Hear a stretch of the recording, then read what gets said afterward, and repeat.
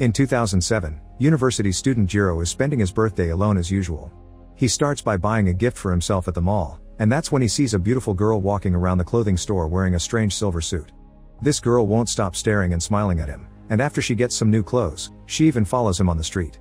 Moments later, Jiro goes to the same restaurant he visits every year to have noodles because his grandmother had taught him having noodles on your birthday would bless you with a long life. While he's eating, the girl shows up and sits at his table, where she orders a bunch of dishes for herself.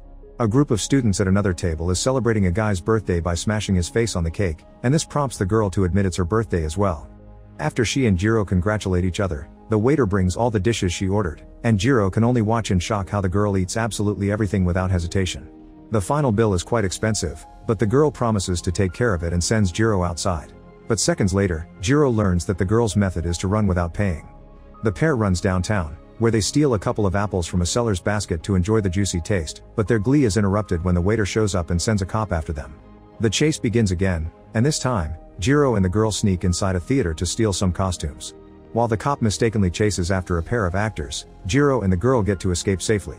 Eventually the pair goes to Jiro's apartment, where the girl throws a rock at Jiro's window before she begins crying. She explains it was on this balcony that a guy kissed her before saying he didn't like her anymore, that she ate too much, acted crazy, and that he didn't want to see her again. Jiro assumes she means someone that lived there before him and stops her from throwing more rocks before taking her out for a walk in order for her to calm down. Sometime later, it's time for the girl to go, so she asks Jiro to close his eyes because she doesn't want him to see her leave. First though, she gives him a cute little red keychain, which she had bought for herself on her birthday, and in return Jiro gives her the anime figurine he had bought for his own gift. As the girl finally starts to leave, she confesses she came from the future in a time machine, and once she's far enough, she changes her mind and asks Jiro to open his eyes so he could see her smile. For some reason, this feels like deja vu to Jiro, and it makes him cry. 1 year later in 2008, Jiro's celebrating his birthday on his own again and hopes he may see the girl once more. Meanwhile in the middle of the city, a flash of lightning hits the streets and makes the girl appear in her silver suit again. However this time she's acting pretty different, her movements are stiff and her eyes are glowing. As she walks down the block, she comes across 3 thugs that try to harass her, but she surprises them by displaying a variety of powers that she uses to beat them up, like super strength, super speed, and sharp hair. After asking one of the thugs for the date, the girl goes to the mall to steal some shoes and clothes. When the clerks try to stop her, she knocks them out with tasing vision, and when a cop comes after her, she pretends to be a mannequin on display. Afterward she steals a cake and some flowers before rushing to the restaurant where Jiro is having his usual noodles to surprise him with the gifts. Jiro's very happy to see her, but he quickly gets confused when he notices how stiff and awkward her mannerisms are. Remembering the group of students they saw last year, the girl pushes Jiro's face into the cake, but before he can protest, something shocking happens. One of the clients turns out to be a crazy shooter that begins firing his weapon all over the restaurant. The girl seems to be expecting this and moves Jiro out of the bullet's way before approaching the shooter and beating him up.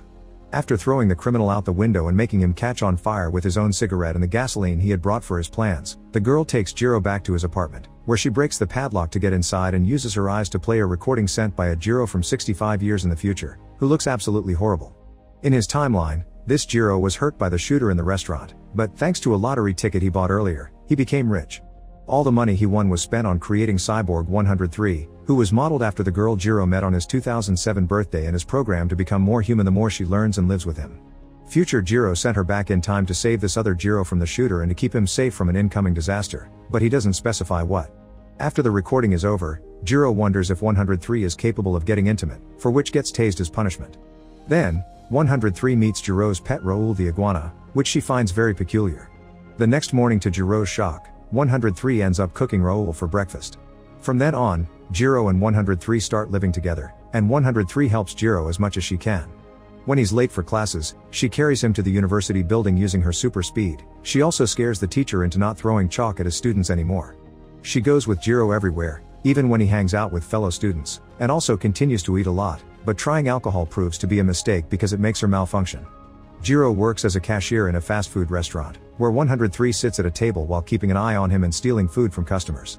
One afternoon, a kid crosses the street with bad timing and Jiro almost has to watch the child get hit by a vehicle, but 103 rushes out of the restaurant using her super speed to save the kid just in time.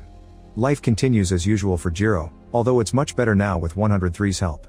She records his classes, helps him with any little problem he may have, and refuses to take the bed option for falling into sleep mode while standing near the window for extra safety.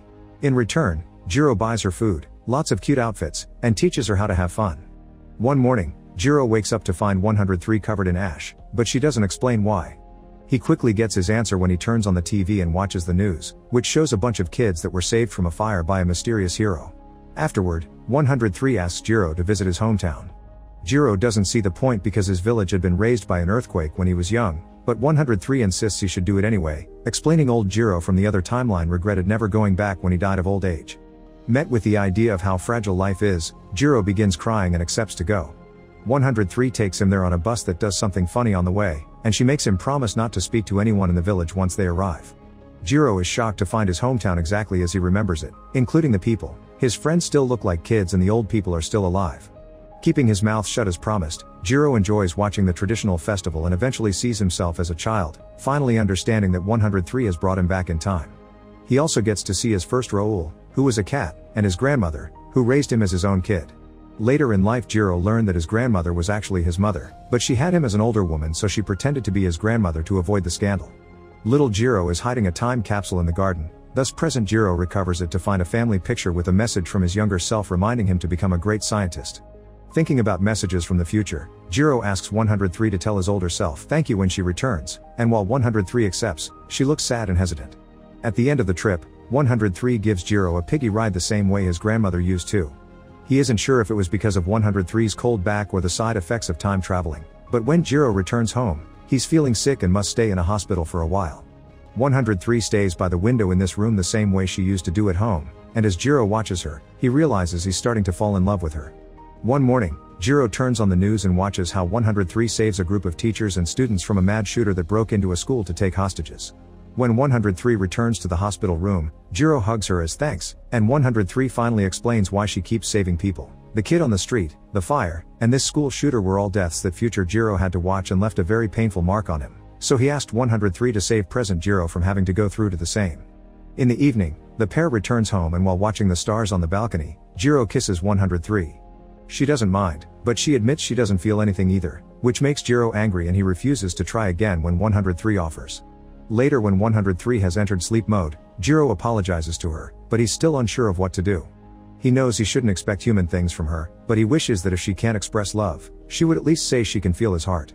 Living with 103 while being in love with her becomes very frustrating for Jiro and his feelings, so he decides to go dancing with another girl to try to make her jealous. This ends up backfiring on him because a guy asks 103 to dance with him instead, and since 103 is so good at doing the robot, she gets the attention of everyone in the club, thus Jiro becomes the jealous one in the end. Irritated, Jiro leaves the club with his dancing partner, telling her 103 is his bodyguard to avoid the girl minding the cyborg following them everywhere. When Jiro kisses this girl, he's slapped for being too forward with someone he just met, and this triggers 103 into coming to his defense. She throws the girl into a water fountain, explaining it's because she hit Jiro, but Jiro accuses 103 of being jealous. He's quite drunk at the moment and not thinking straight, so after throwing up on the floor, he asks 103 to stop following him. He's tired of how much she eats, how hard she hits, and he doesn't like her anymore, meaning he doesn't want to see her ever again. For his final goodbye, Jiro makes 103 close her eyes in order for him to leave without her knowing where.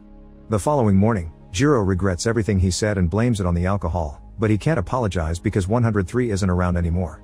His life becomes boring once more, and his teacher can now bully him again because nobody will protect him. Jiro can't stop missing 103 all the time, especially when he notices the details she left behind, like bringing Raoul the cat from the past so Jiro can have a new pet. One afternoon, a very strong earthquake hits the city. As Jiro's building starts crumbling down, he thinks he's going to die, but 103 appears just in time to save him. Jiro hugs her as thanks, expressing how much he's missed her, but there's no time for feelings. They need to reach a safe place because the whole city is being utterly destroyed. As they run away, 103 makes sure to keep Jiro safe, even pushing away a truck when one almost runs over them. However, when a building falls down, it's too much weight for even 103, and after pushing Jiro away she ends up trapped under all the debris. Jiro falls into a crater and barely manages to hold onto a broken pipe to avoid death, but 103 can hear his pleas for help and decides to pull a desperate tactic to save him. Since she can't take her whole body out from under the debris, she breaks it in two and drags the upper half through the ground to reach the crater. Thankfully she still has enough strength left to pull Jiro up and save him, but this isn't over yet. Jiro needs to leave without her because it's too dangerous. Jiro refuses, but after admitting she can indeed feel his heart, 103 pushes him away again before more debris falls on top of her. Having no other choice, Jiro goes away, and he doesn't return until sometime later when the area has been secured and all the citizens are coming back to see if they can recover any belongings. Jiro digs around until he can find what is left of 103, who isn't working anymore, but he doesn't care. Like the Jiro from the other timeline, this one wins the lottery as well, and he dedicates his life to rebuilding 103. 61 years later, Jiro is an old man in a much better condition than his alternate self because he never was a victim of the shooter, and not only he rebuilds 103 with her memories and her ability to feel his heart, but he also builds 3 more like her. When Jiro dies of old age, 103 is sent to a museum. Years later, in 2133, 103 is seen at the museum by the girl from the beginning of the story. She can't understand why a random cyborg from 60 years ago looks like her, so when the museum holds an auction, the girl buys 103, who comes with the red keychain that Jiro had.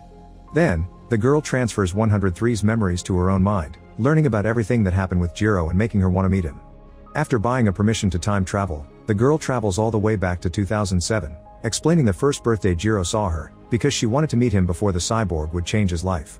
Seeing the city and the culture before it was hit by the earthquake is quite a shock for her, and it explains why the girl asks for lots of dishes and steals apples, since in the future food isn't this delicious anymore. Spending time with Jiro makes the girl fall in love with him and fall deep into synchronization with 103's memories. This is why on the balcony she gets angry and throws rocks at Jiro's windows. She's hurt by the time Jiro sent her away saying he doesn't like her anymore. When the time comes for her to leave, she makes Jiro close his eyes because she doesn't want to see her cry. She also gifts him the red keychain to bring the gift chain to a full circle. As she leaves, she starts realizing going back to the future would mean living in a time when Jiro is dead, so instead she travels to the day of the earthquake, finding Jiro clinging to what is left of 103. The girl decides to stay here to live with Jiro and feel his heart, kicking off the start of a third timeline. Make sure to subscribe and turn on notifications so you can watch more videos like this. Thanks for watching.